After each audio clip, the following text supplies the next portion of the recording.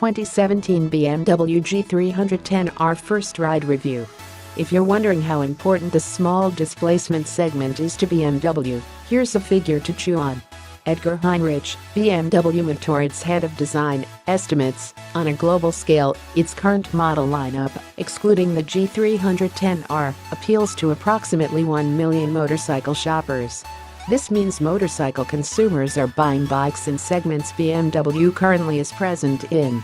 That includes everything from the G650 GS on the low end, all the way to the K1600 GTL at the other extreme. Add in the G310 R and BMW says its potential motorcycle audience has now doubled in size. 2 million people. All thanks to one motorcycle. That's how important the G310 R is to BMW. Further driving home the 310 R's importance was the sheer number of people on the BMW payroll in attendance at the model's international press launch in Hollywood, California, both from BMW North America's New Jersey HQ, but also from the motherland in Deutschland. Clearly, there's a lot riding on this new Beamer. Since we first broke the news about BMW's G310 R, and since it's been a while, here's the pertinent info again. It's powered by a 313cc fuel-injected DOHC 4-valve single with bore and stroke measurements of 80mm x 62mm, respectively. Compression ratio is a modest 10.61. What makes the 310R unique is its reversed cylinder head arrangement. Its intake faces forward, with the exhaust pointed towards the rear.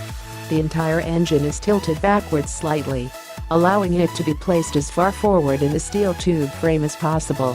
BMW claims 34 horsepower and 21 pounds-foot of torque at the crank, with an impressive claim of 71 miles per gallon, though we weren't able to verify this ourselves. BMW's hoping the little G310 will capture the hearts of future S1000R riders, and with a base price of $4,750, $249 less than the KTM 390 Duke, but $601 more than the Honda CB300F, it seems poised to do just that. It's pretty big news in itself that BMW is finally entering the entry-level market, but not to be forgotten is the fact the G310R will be manufactured in India with help from the TVS Motor Company, though it should be stressed the 310R was designed and engineered in Germany.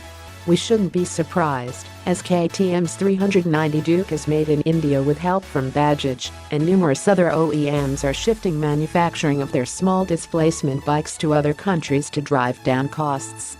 In the process of patiently waiting for our chance to ride the G310R, we decided to throw it in a virtual test, including it in a spec sheet shootout with competitors like the KTM 390 Duke, Suzuki GW250Z, Honda CB300F, CB500F, as well as the Kawasaki Z300 and Yamaha MT-03, two bikes we thought for sure would be on US soil by now, but are still conspicuously absent.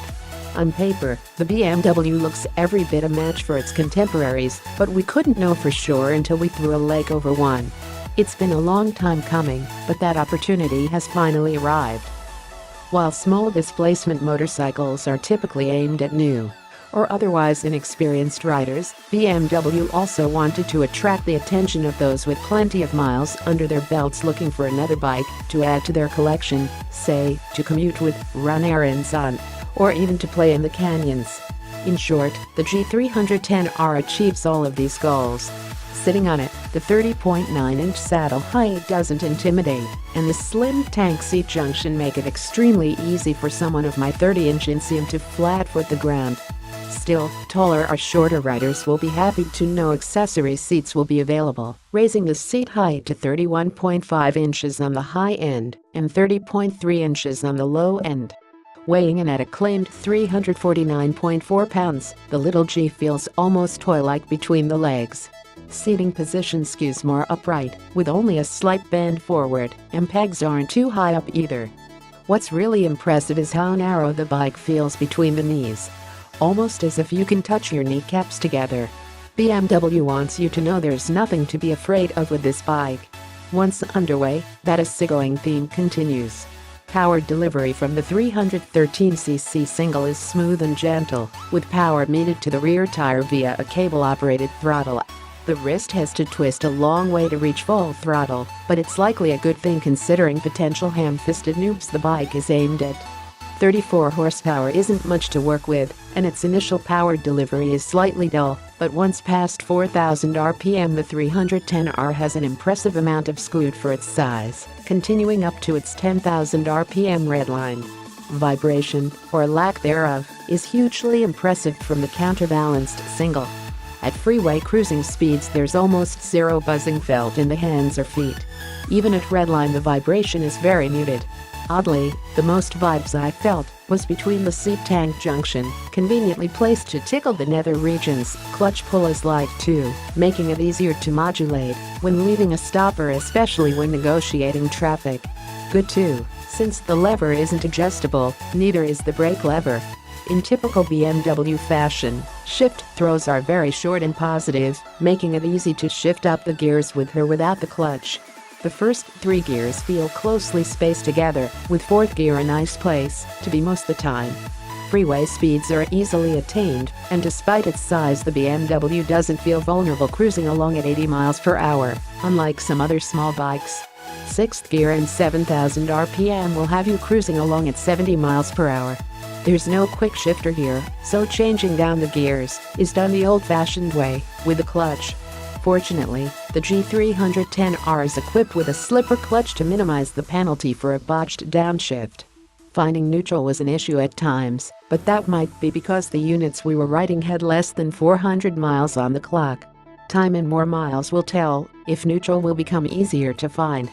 The G310 R gets its styling inspiration from the S1000R Naked Street Fire, and it even acts like one in the canyons. Without much power you have to earn every corner, says Heinrich. A 41mm Kayaba inverted fork is non-adjustable, but is well damped for both canyon riding and average commuting. Together with a steel tubular frame, aluminum swing arm, and preload adjustable shock, the 310R handles a twisty road with ease.